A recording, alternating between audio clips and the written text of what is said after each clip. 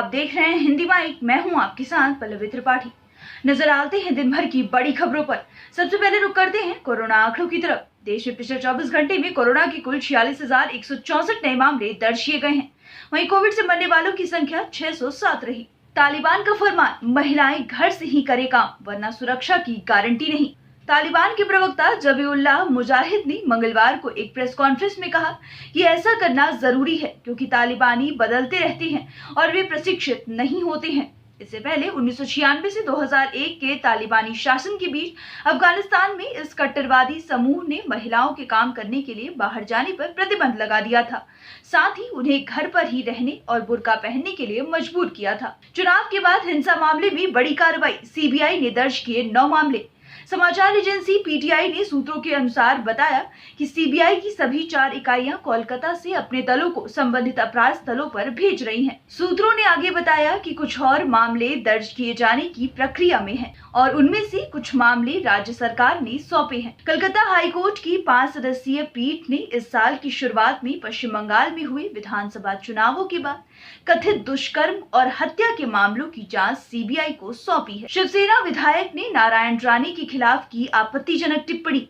महाराष्ट्र के मुख्यमंत्री उद्धव ठाकरे को थप्पड़ मारता वाले बयान देकर विवादों में फंसे केंद्रीय मंत्री नारायण राणे की मुश्किलें कम होती नजर नहीं आ रही हैं।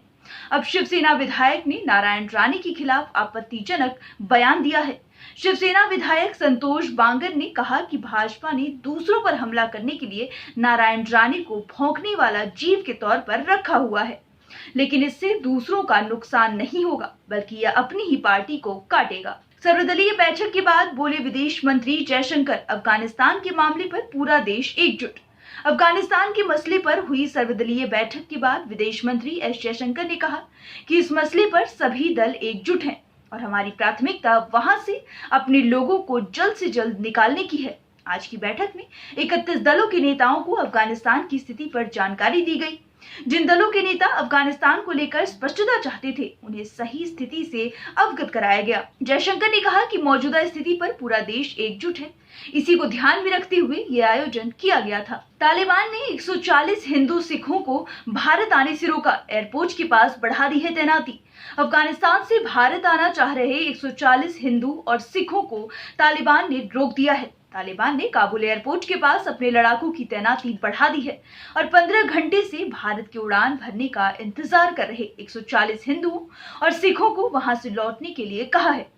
इंडियन वर्ल्ड फोरम के अध्यक्ष पुनीत सिंह की तरफ से दी गई जानकारी के अनुसार तालिबान ने जिन हिंदुओं और सिखों को भारत आने से रोका है, वह भारत में गुरु तेग बहादुर के 400वें जन्म दिवस कार्यक्रम में भाग लेने के लिए आ रहे थे। ईडी ने एक्ट्रेस रकुलप्रीत सिंह, चामी कौर, रवि तेजा और राणा दागुबाती को समन जारी किया। 4 साल पुराने हैदराबाद के टॉलीवुड ड्रग्स केस में एक्ट्रेस रकुलप्रीत सिंह, एक्ट्रेस राणा दगुबाती, रवि तेजा और चार्मी कौर समेत 10 कलाकारों को पूछताछ के लिए प्रवर्तन निदेशालय ने समन भेजा है। बता दें कि रकुलप्रीत सिंह से सुशांत की मौत मामले में ड्रग्स एंगल की जांच करने वाले नारकोटिक्स कंट्रोल ब्यूरो की टीम भी पूछताछ कर चुकी है। हालांकि उस केस में रकुल को कोई आरोपी नहीं बनाया गया है। दिल्ली में मिला यूनिटेक का secret underground office. Supreme court ने यूनिटेक के पूर्व डायरेक्टर संजय चंद्रा और अजय चंद्रा को दिल्ली की तिहाड़ जेल से मुंबई के आर्थर रोड और तलूजा जेल में ट्रांसफर करने का आदेश दिया है। यह आदेश ईडी की उस रिपोर्ट के बाद दिया गया है जिसमें कहा गया है कि उसे एक सीक्रेट अंडरग्राउंड ऑफिस का पता चला है। इस ऑफिस को यूनिटेक के संस्थापक रमेश चंद्रा चला रहे थे और पैरोल या जमानत के दौरान उनके बेटे संजय चंद्रा और अजय चंद्रा वहां गए थे। कोरोना से खुद रखें अपना ख्याल, सरकार बेचने में व्यस्त है। केंद्र पर राहुल गांधी ने बोला हमला।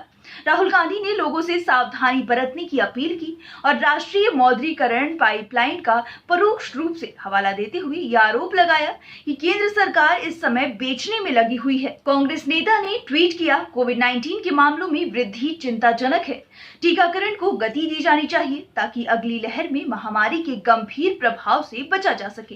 कृपया अपना ध्यान रखें क्योंकि भारत सरकार बेचने में व्यस्त है। तालिबान ने देश चलाने को दुनिया से लगाई आर्थिक मदद की गुहार। भारत के लिए भेजा एक खास संदेश। इंग्लिश चैनल CNN न्यूज 18 को दिए इंटरव्यू में तालिबानी प्रवक्ता सुहेल शाहीन ने कहा कि अगर भारत की परियोजनाएं अफगानिस्तान में अधूरी हैं तो वो इसे पूरा कर सकते हैं। उन्होंने कहा कि उनकी यानी भारत की परियोजनाएं जो अफगानिस्तान के लोगों के लिए अच्छी हैं और जो अफगानिस्तान के लोगों के कल्याण में योगदान करती हैं, अगर वे अधूरी हैं तो वे इसे पूरा कर सकते हैं। फिलहाल इतना ही। खबरों का सिलसिला यूं ही जारी रहेगा। देश और दुनिया की तमाम खबरों के लिए बने रहिए हमारे साथ और देखते रहिए हिंदी माइक। अगर आप हमारी वीडियो YouTube पर देख रहे हैं तो चैनल को सब्सक्राइब करें और अगर Facebook पर देख रहे हैं तो पेज को लाइक करना ना भूलें।